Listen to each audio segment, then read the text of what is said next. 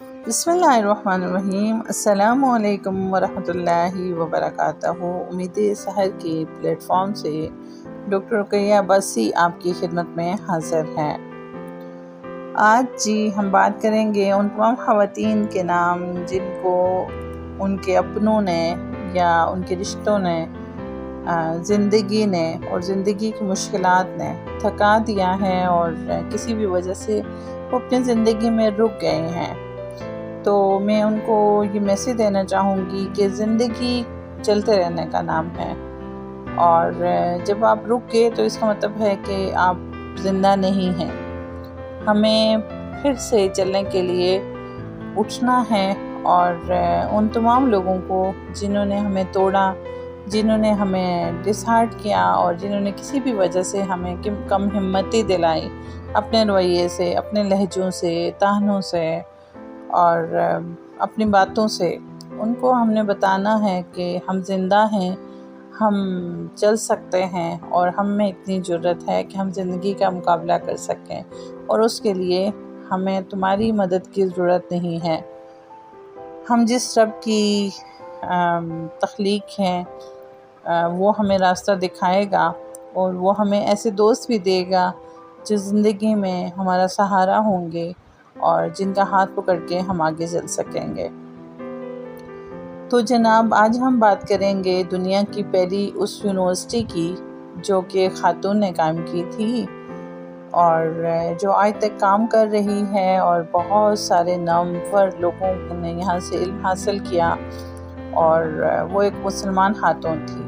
دنیا کی جو پہلی یونیورسٹی تھی وہ جناب افریقہ مراکش میں ایک خاتون نے قائم کی تھی، فاطمہ بنت محمد الفہریہ قرشیہ،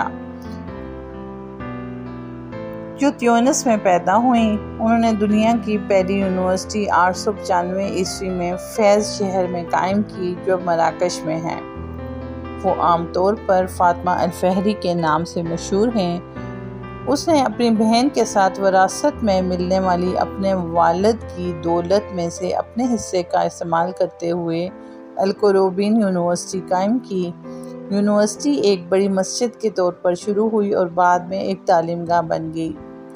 القروبین یونیورسٹی دنیا کا پہلا ڈگری دینے والا تعلیمی ادارہ تھا، جسے کہ یونیسکو اور گینیز ورلڈ ریکارڈز نے تسلیم کیا ہے۔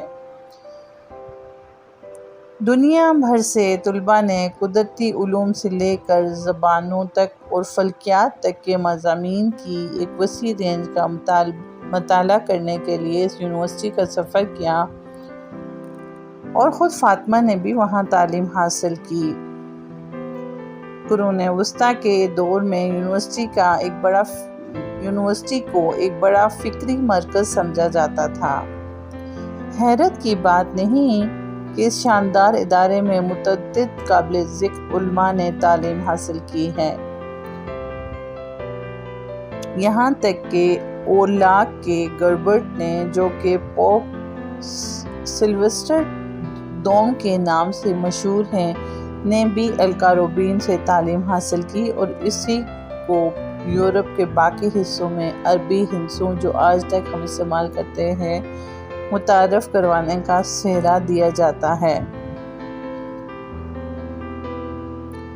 القروبین یونیورسٹی آج بھی کام کر رہی ہے، اور اس کے دیگر پرکشش مقامات کے درمیان دنیا کے قدیم ترین لائبریریوں میں سے ایک لائبریری قائم ہے، جس میں 4000 سے زائد مخطوطات موجود ہیں، جن میں مشہور مورخ ابن خلدون کا 14ویں صدی کا مقدمہ بھی شامل ہے۔ لائبریری کی حال ہی میں تزئین و آرائش کی گئی، جس کا آغاز خاتون آرکیٹیکٹ عزیزہ چاورنی نے کیا، جنہوں نے لائبریری کی تزئین و آرائش اور اسے نئی شکل دینے کے لیے کام کیا۔ فاطمہ کی دور اندیشی اور عزم فکری ترقی کو آگے بڑھانے کے لیے اس کی بے لوث شراکت کے ساتھ ایک یادگار یونیورسٹی کے قیام کا باعث بنی۔ اس کی لگن اور بااختیار بنانے کی کوشش اور قابل ذکر وراثت ایک اچھی